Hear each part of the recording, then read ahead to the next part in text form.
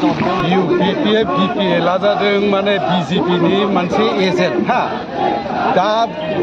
BJPआ माने रिमभखौ जुदि बुङोब्ला नोंसोर गेलेनाङा होननानै जुदि रिमभखौ दाबायना दोनोब्ला UPPL BPF धंस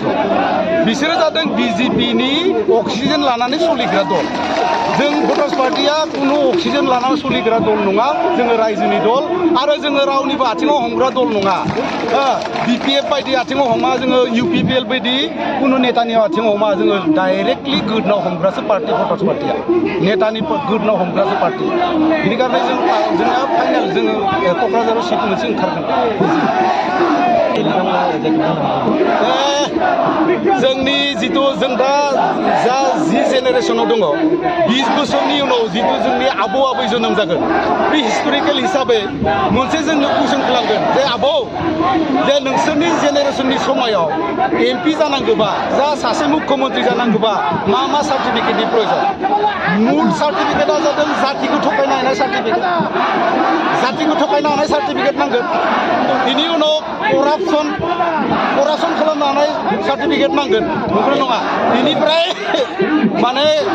मार्डारार सार्टिफिकेट मार्डारार दाथ' अलरेडि क'क्राझारनि MPआ मार्डारारसो नंगौना नङा अलरेडि मार्डार खालामना फैनाय बे मार्डारार सार्टिफिकेटखौ नांथारगोन 100% बे हिसाबै माने जातिखौ थगायनो हानाय सार्टिफिकेट गरिबखौ थगायनो हानाय सार्टिफिकेट बेफोर सार्टिफिकेट थाथारनांगोन होननानै जों बुंनो हागोन आरोखि मोनसे जों बुंनांगोन इन जेनेरेसनखौ जोंनि आबौ आबै बेनो आरो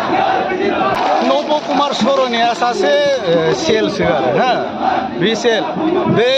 इलेक्सननि सिगाङाव मा बुंदोंमोन रायजोफोरनो मा प्रतिश्रुति होदोंमोन अना बर' गावफोरखौ BTRनि बा BTCनिफ्राय दानख'गोन दासिमबो हाबाय नामा 10 बोसोर बैसो जाबाय नब कुमार सर'निया 10 बोसोर बैसो जाबाय MPनि बैसोआ 10खन गामि बे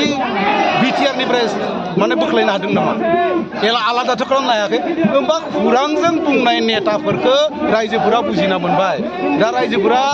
जातिनि नामाव आन्दलन खालामलिया बेफोरो हुआ रायजोफोरा बुजिना मोन्दों भटार्सफोरा बुजिना मोन्दों बे हिसाबै जोङो बुजिना मोन्दों जे नब कुमार सर'नियाखौ एबार रायजोआ बयकट खालामो